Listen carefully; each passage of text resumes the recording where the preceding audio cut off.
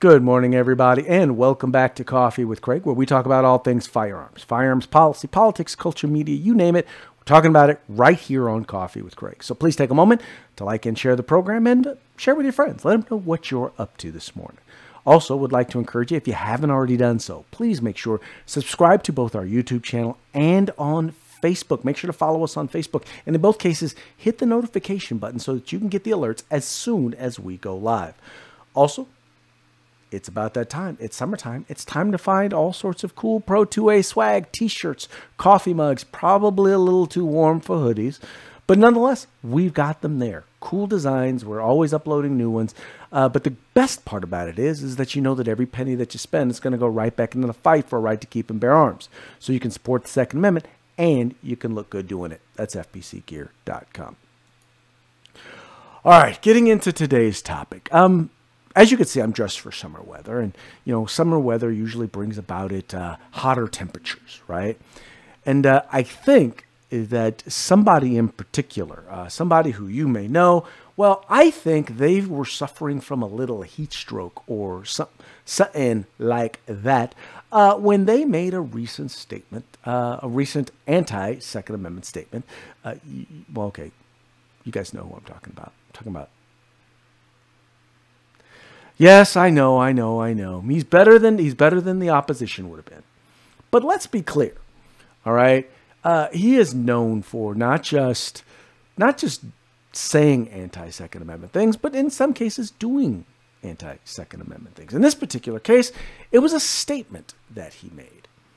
It was a statement. He was boarding a plane. And he was boarding, I'm sorry, not a plane. He was boarding Marine One. So he was getting ready to board Marine One. He was on the south lawn of the White House. And he was asked a question. This was following the shooting that took place in Virginia Beach, and because the individual used a suppressor. So the reporter, knowing and understanding the full technology and all of that, decided to ask a question about silencers. And, well, here was his response. But if it's not done, you know what we're going to be doing, and I'm really okay with that.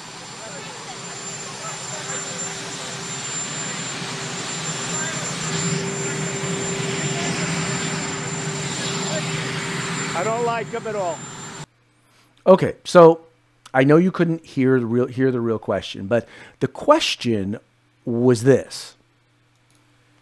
It was the suspect in Virginia Beach shooting used a silencer on his weapon. Do you believe that silencers should be restricted? And, well, the president's response was, I don't like them at all. So his response was, I don't like them at all, meaning that that's probably something that he is okay with regulating. And he's, hinted at the idea that he wouldn't be opposed to the idea of regulating and let me clarify, because they are already regulated, he probably wouldn't be against the idea of banning them. Now, let's get away from the fact that suppressors do not make a firearm more lethal. In fact, the term silencer is completely a misnomer because they don't make anything silent. And in fact, I don't think anybody would know that any different than someone who was very, very close to our dear president. And you guys all know who he is.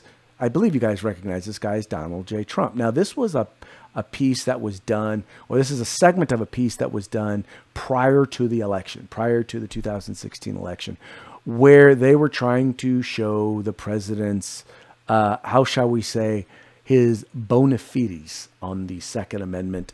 Well, check out the piece and you will see what I'm talking about. You know what? I gotta try the shotgun just because it's so unique.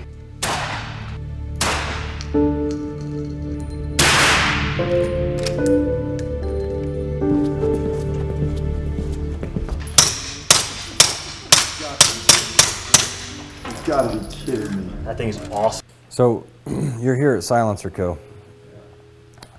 Why did you agree to come here? Well, listen, I believe in American manufacturing. I love your product. I don't get to use it in the People's Republic of New York, but I've got to shoot it all over the country. And We're trying to change that. I know that, and I think you should. I mean, I've had the privilege of being able to hunt in Europe, right, where some of the strictest gun laws in the world exist. And guess what? Virtually every hunting gun there is suppressed. It's about safety. If you had that kind of noise levels in any other industry as you would in shooting sports, OSHA would be all over the place. People would be going crazy. I mean, it's about safety. It's just another rule the government wants to put in place for no reason. Because if Europe can do it, America better well be able to do it. See, this is an example of just one more time the president answering a question off the cuff about which he really doesn't know much. Right? And he does that. I don't know. It is one of the most frustrating things about the president. And I like a lot of the things that he does. All right. I've loved his Supreme Court nominations. I've hated his Attorney General selection, at least when it comes to the Second Amendment. I've hated his ATF selection, at least when it comes to the Second Amendment. But for the most part, he's been better than worse. But that doesn't mean that we don't call him out when he says stupid stuff, right?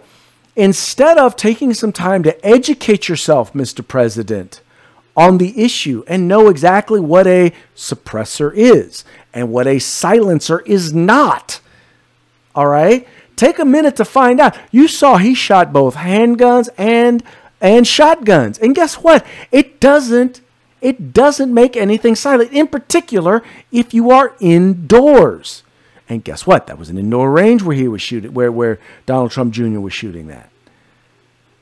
He even goes on to point out that in Europe, every place he went, when they were hunting, they're almost all suppressed. So wait a minute. You're saying anti-gun Europe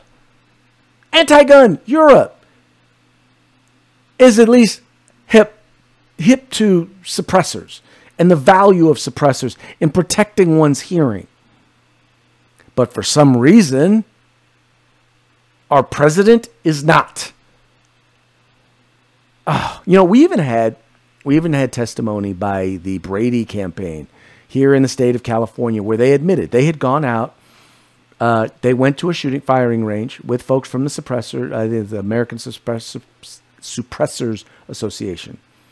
And what they did was they took them out and they let them listen to firearms both fired with and without suppressors.